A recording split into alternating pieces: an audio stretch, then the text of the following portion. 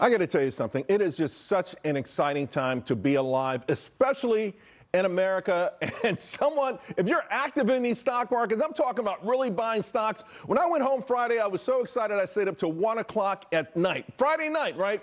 And then over the weekend, I was talking to a friend, and I said to her, I said, you know, imagine if Leonardo da Vinci had lived long enough to see things from his own imagination come to fruition, right? Things like tanks, machine guns, submarines, helicopters, refrigerators, parachutes, human evolution, solar power, right? Telescope, and of course, robots, the robot. Although I didn't conceive of a lot of things, and neither have you, let's face it, these things are coming to fruition, and it feels like we're invested in them, right? In fact, just the last few sessions, the market has seen a lot of the stocks of the future absolutely erupt. Robot stocks are through the roof. These flying machine stocks, from drones to taxis, through the roof. Anything associated with space, through the roof. And I'm talking small names that really built this country. EVs are back in play.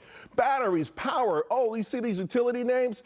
All actually doing extraordinarily well. Now, a large part of this is hype, right? We know some of them will come and go. It comes in waves. But there's a fundamental issue here that's happening, right? We are getting closer every single day to the world of the future. Things that we saw in comic books, that we heard in music or songs or books, whatever. Things that we grew up with, right? These advancements are going to change our lives in profound ways, but also they're going to generate riches, trillions and trillions of dollars. You can't comprehend how much money they're going to generate. The great news is that unlike similar moments in the past, whether it's the first, second, or third industrial revolution, everyone watching this show can get a piece of the action. Today's session, in fact, began with a report from Microsoft. They're going to spend $80 billion in data centers this year alone. And, of course, later on today, 6:30, Jensen Huang at CSS, he's going to give the keynote speech. And, by the way, speaking of which, NVIDIA, right, stock is coming back. It was just about a week ago. It was falling apart. People were saying, get out, get out, get out. It's absolutely on fire again today. And here's what's critical about NVIDIA. NVIDIA last year was 22% of all the gains in the S&P 500. Here's your Magnificent Seven. So Apple was over 7%. Amazon was about 6%. Meta was about 5.5%. By the way, Meta got 2 upgrades this morning. But there are stocks that most people have never heard of that are really ripping big time. And I got to tell you, most of the guests that come on financial media either don't know these names or often they'll dismiss them out of hand. Even if they move 1,000% in a month, they'll say, no big deal. It is a big deal. It is changing lives. And my first guest today, well, he's been long quantum and robot names. So let's bring in Rob Luna, Enterprises CEO Rob Luna. Rob, first, let's start with Rigetti, because this Rigetti thing has been like, wow, it pulled back a little bit on Friday. I think it's up today. Are you still long? Yeah, I'm still long, Charles. You know, I talked about this on your show a couple of weeks ago. I didn't expect the stock to be up over 150%, so I've taken a little bit of profits. But what I'm recommending, what I'm doing, Charles, is I'm now at a position size where I'm comfortable to let this one run because, like you're saying, I do believe we're on the precipice of huge moves. This is not something that you want to get out of if it could be a 10 or 20 bagger. So I've got a position right now, Charles, where I'm comfortable holding for the next year to 2 years, and I think this is going to be a long-term winner in quantum computing. Now, I want to share with the audience, this is about an hour ago, your big movers of the day, and this is why I get excited about it, right? So you've got these names up 15% one session, up 24% one session. These are names that are coming on. NewScale is something that's coming on. Quantum Space is something coming on. Supermicro, we know it's coming on. These are names that are really coming on. One big area is robots. You also mentioned Serve Robots last time you were on the show. Full disclosure, my subscribers are long the stock as well. It's made a monster move. What are you looking for there?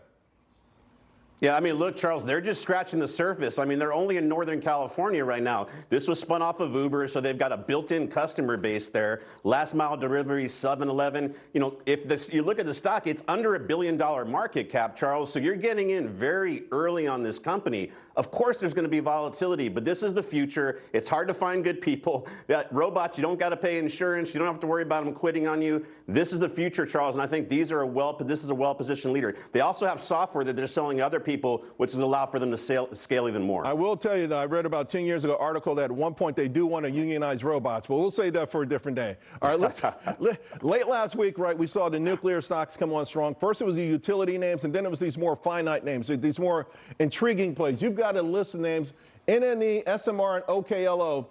Talk to us about these, because these aren't household names, but the people who are paying attention, these names are starting to stand out. No, exactly, Charles. And look, to be able to power this whole thing that we're talking about, you're going to need more than traditional power. And so nuclear, I think with this current administration, well, new incoming administration, they're going to be much more supportive of that. I gave you a few names, all under $5 billion.